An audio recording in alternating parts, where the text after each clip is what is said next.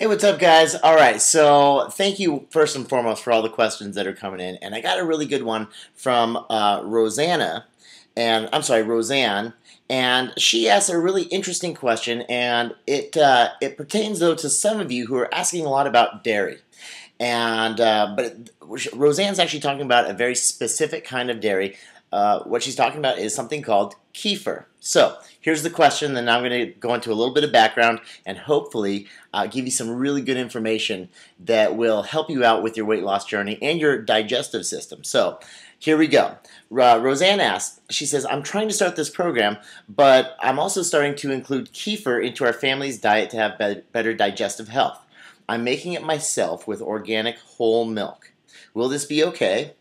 And should I take it in the morning in place of yogurt or cream cheese and also count it as a fat since it is whole milk? Well, Roseanne, great question. And the answer, it's about a three-part answer. Okay, so first and foremost, yes, you should count it as a fat, but you also want to count it as a carbohydrate and a protein. All right, this is where it gets a little bit tricky because milk is one of those foods that it's a combination food. It's got proteins, it's got carbs, and it's got fats in it, especially when we're talking about whole milk. Of course, skim milk, that's going to be non-fat, so that would count as a protein and as a carbohydrate. So anytime you're going to be including something like whole milk kefir into the equation, what I want you to do is take your proteins, your carbs, and your fats, cut each of those portions in half, and then you put the kefir in the mix. Now, let's talk about kefir, especially for those of you who don't know what kefir is. Kefir is actually made in the process of fermenting milk. Now, for those of you who are lactose sensitive, there are some really, really cool solutions for you out there as well. But why is kefir so good for us? Well, actually, in the process of fermenting milk, different bacteria grow in the kefir, and it's actually what we call good bacteria. And it's a bacteria I'm sure many of you have probably heard of, Lactobacillus acidophilus. It's fantastic stuff, and this is the good bacteria that grows in our gut that we actually need to help digest our food.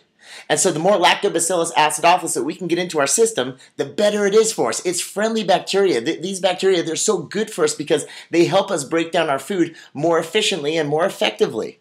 So we want that good bacteria in our system. So the more foods we can eat with that bacteria, like yogurt, like kefir, those are fantastic because it's going to put all that good, what we call intestinal flora, into our system. Okay, so kefir is fantastic. Now, what about those of us who are lactose sensitive, such as myself? I'm lactose intolerant. So that means that if I do drink whole milk or even non-fat kefir, even goat's milk kefir, I'm sensitive to those. So they actually make they can take what they call kefir grains, and it's the bacteria, and they can culture coconut milk, rice milk, or soy milk.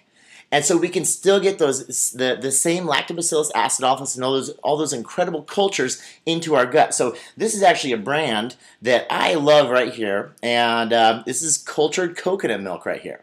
And I pulled this right out of my fridge because as soon as I saw this question come in, I thought, oh, this is perfect. I'd love to talk about it. So this is great, and it helps get all those good bacteria into my gut so I can maximize my digestion and my absorption and all that other good stuff. So this stuff, it really helps with your overall health. All right, guys, so that's it for now. Keep the questions coming in, and well, I'll see you on the website, reshapetheNation.com. All right, see you guys.